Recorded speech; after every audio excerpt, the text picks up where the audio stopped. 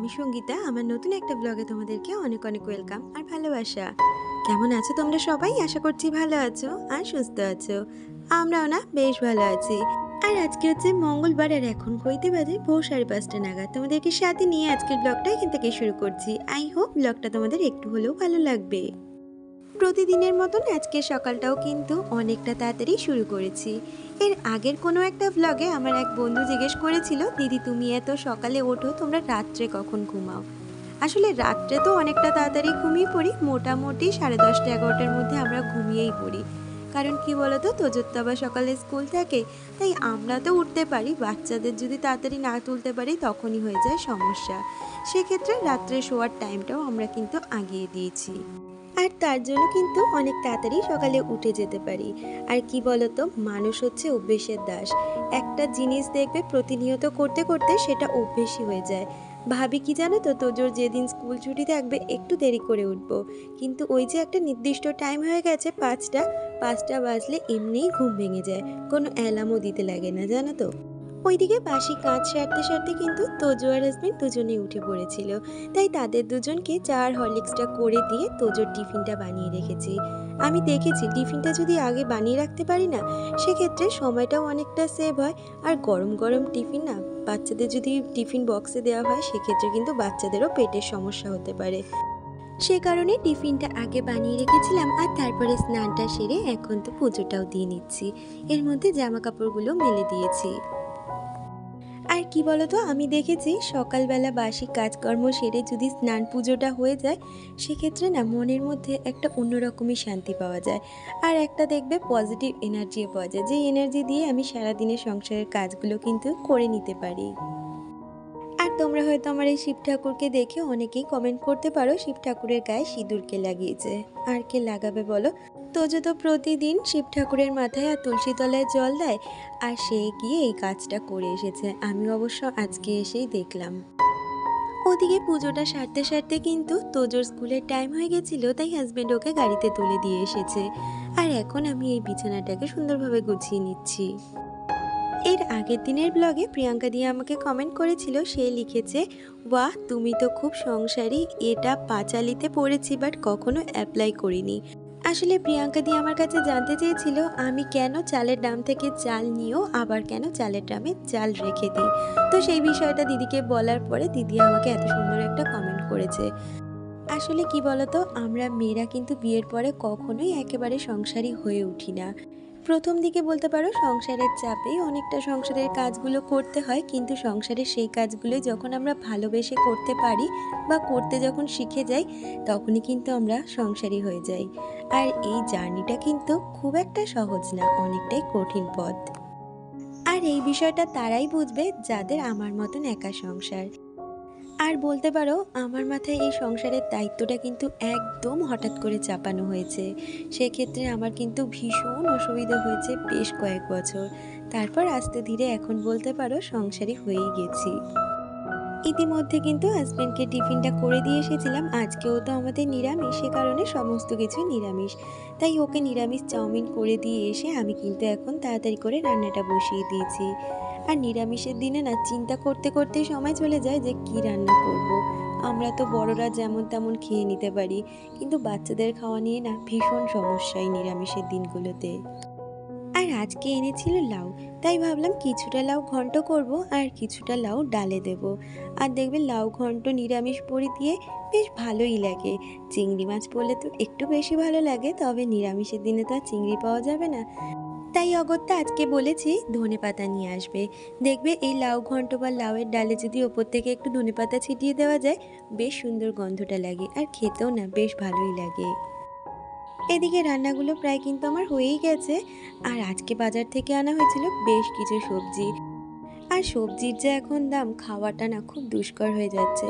আর কি বলতো, নিরামিষ দিনে কিন্তু সবজি একটু বেশিই লাগে, মাছ মাংসর দিনে কিন্তু এত সবজি না হলেও চলে যায়। আর এখন তো বর্ষাকাল, সবজিগুলোকে একটু ভালো করে স্টোর করতে হবে, না হলে কিন্তু বর্ষাকালে সবজি পচে যাওয়ার ভীষণভাবে সম্ভাবনা থাকে। সেই কারণে টমেটো, ভেন্ডি, আলু সমস্ত সবজিগুলোকে ভালো করে ধুয়ে নিয়েছি আর তারপরে সুতির কাপড়ের মধ্যে সবজিগুলোকে রেখে দিয়েছি। সুতির কাপড়ের মধ্যে কিন্তু সবজির গায়ে যে জলটা আছে সেটা সোক করে নেবে আর তারপরে আমি ফ্রিজ আপ করব। ততক্ষণে আমার যে রান্নাঘরে বাকি কাজগুলো আছে সেগুলো সেরে নেব। সেগুলো সারতে সারতে কিন্তু সবজির গায়ে জলটাও টেনে যাবে। আর এই যে এই সেটটা দেখছো, এখানে তো তোমরা জানোই আমার ডিনার সেট বা কাচের যে সমস্ত বাসনগুলো থাকে সেগুলো রাখি। আর সেইগুলো না ওলটপালট হয়ে গেছে হাজবেন্ডের জন্মদিনে, মানে তারপর থেকে না আর গুছিয়ে উঠতে পারিনি। তাই ভাবলাম এই জায়গাটা থেকে সমস্ত জিনিস আগে নামিয়ে নেব, তারপর ভালো করে মুছে এখানে জিনিসগুলো সুন্দরভাবে গুছিয়ে রাখবো। আমি কিন্তু সব সময় চেষ্টা করি আমার ঘরের প্রতিটা কোণাচে আনাচে সুন্দরভাবে যেন গোছানো অর্গানাইজ থাকে।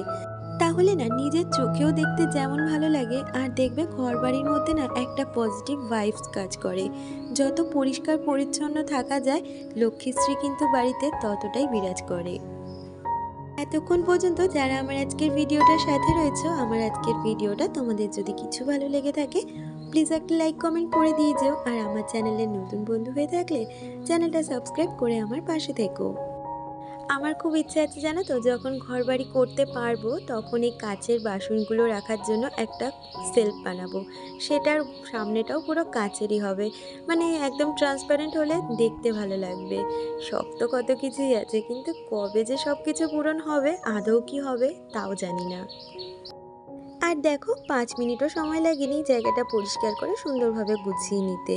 কি বলতো, আমরা যদি একটু সময় নিয়ে কাজগুলো করতে পারি তাহলে কিন্তু আমাদের ঘরবাড়ি সবসময় নিট অ্যান্ড ক্লিন থাকে।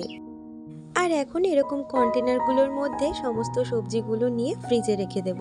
এইভাবে সবজি রেখে আমি অনেকবার দেখেছি সবজি কিন্তু খুব ভালো থাকে, সেটা গরমকাল হোক, শীতকাল হোক বা বর্ষাকালই হোক না কেন। আর বাজারে যা সবজির দাম, সেই জায়গায় গিয়ে যদি এই কেনা সবজির মধ্যে একটা সবজিও পচে যায়, নিজের তো ভীষণ খারাপ লাগে। তাই এগুলোকে চেষ্টা করি যত্ন করে ফ্রিজে রাখার জন্য, তাতে কিন্তু সবজিগুলো অনেক দিন পর্যন্ত ভালো থাকে। রান্নাঘরের এই টুকটাক কাজগুলো সারতে সারতে কিন্তু আমার ভাতটাও হয়ে গেছে, মানে সমস্ত রান্না আমার আজকে কমপ্লিট হয়ে গেছে। আর এখন রান্নাঘরটা ভালো করে পরিষ্কার করে নিচ্ছি। জানো তো আজকে ইচ্ছে আছে তোজো যে রথ নিয়ে বেরিয়েছিল সেই রথের যে পয়সা উঠেছে তা দিয়েই আজকে ঠাকুরকে ভোগ দেব আর বাচ্চাদেরও একটু খাওয়াবো। ছোটবেলা যখন আমিও রথ নিয়ে বেরোতাম, আমি আর আমার দাদাই বেরোতাম, আমার মাকে দেখতাম এইরকম উল্টো রথের পরে একটা দিনে ঠাকুরকে ভোগ দিত, অন্নভোগ মানে খিচুড়ি বানিয়ে দিত আর তারপর বাচ্চাদেরও খাওয়াতো। আর এখন কিন্তু সেটা আমিও করি। তবে কি বলতো, এখন আর বাড়ি বাড়ি বলে আসলে না একটা বাচ্চা আসে দুটো বাচ্চা আসে না, এরকম করে। সেই জন্য ভেবেছি প্রসাদগুলো না সবার বাড়ি বাড়ি গিয়ে দিয়ে আসবো, এতে বাচ্চারাও খেতে পারবে আর আমার জিনিসটাও খুব ভালোই লাগবে।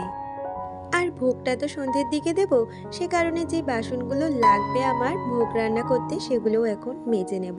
তার আগে বেসিনটাকে সুন্দরভাবে পরিষ্কার করে মেজে নিয়েছি। আর এদিকে দেখো ঠাকুরের বাসন মাজার জন্য কিন্তু আমার সমস্ত রকমের আলাদা জিনিস আছে।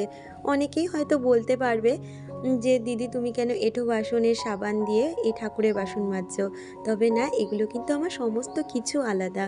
ঠাকুরের বাসনের থেকে শুরু করে ঠাকুরের সাবান। তবে এখনও ঠাকুরের একটা গ্যাস ওভেন কেনার ইচ্ছে আছে, সেটা এখন না হোক জন্মাষ্টমীর আগে নিশ্চয়ই কিনবো। তাহলে চলো ঠাকুরের বাসনগুলো মেজে নিতে নিতে আমার আজকে সুন্দর বন্ধুদের নাম নেওয়া যাক।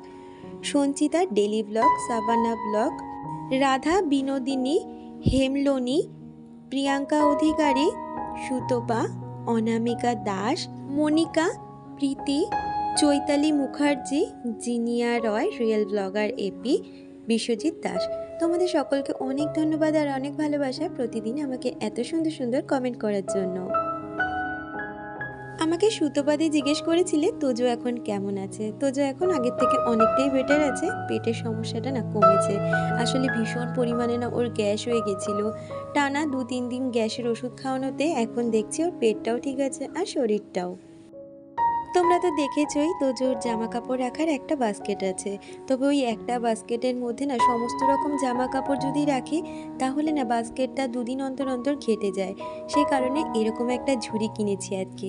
ওই যে পাড়াতে আসে না 30 টাকার 100 টাকার যে বাসনগুলো, সেই গাড়ি থেকে এই ঝুড়িটা কিনেছি। আর এটার মধ্যে না তোজোর যে পরতে যাওয়ার জামা কাপড়গুলো সেগুলো আগে গুছিয়ে নিলাম। আর তারপর আমার ডেলি যে জামা কাপড়গুলো রয়েছে সেগুলোকে এখন গুছিয়ে নিচ্ছি। আর দেখবে ঘর বাড়ি বেশি যেন নোংরা হয় এই জামা কাপড়ে, কিন্তু আমার যে ওই আলস্যতা একটা কাজ করে জামা কাপড় ভাঁজ করতে। আসলে প্রতিটা মানুষেরই কিন্তু কোনো কোনো কাজের ওপর যেমন ভালো লাগাও থাকে তেমনি খারাপ লাগাও থাকে। আমার বলতে পারো এই জামা কাপড় গোছানোতে ভীষণই খারাপ লাগা। তাই এখন দেখো জামা কাপড়গুলো গুছিয়ে নিয়ে আগে জায়গা মতন রেখে দিচ্ছি। আর তারপরে কাটা ধুয়ে তারপর কিন্তু ভোগ রান্না করতে বসবো। আর ওদিকে হাজব্যান্ড চলে যাবে তোজোকে পড়তে দিতে, তার আগে ওকে রেডিটাও করে দেব। আর এইদিকে দেখো সমস্ত কিছু জোগাড় করে নিয়ে আমি একেবারে বসেছি। তবে রান্নাটা কিন্তু আমি আমার রান্নাঘরে করিনি, আমাদের পাশে যে ঘরটা রয়েছে সেখানে করি। মানে সেই জায়গাতেই বলতে পারো সমস্ত ঠাকুরের রান্না বান্না, এমনকি লক্ষ্মী পুজোটাও আমার ওই ঘরেই হয়। আর আজকে জগন্নাথ দেবের ভোগে ছিল বাসমতি চালের পোলাও, তার সাথে আলুর দম আর পায়েস। তাহলে বন্ধুরা আজকের ভিডিওটা এই পর্যন্তই রাখছি। দেখা হচ্ছে পরবর্তী ভিডিওর সাথে। ততক্ষণ তোমরা ভালো থেকো, সুস্থ থেকো।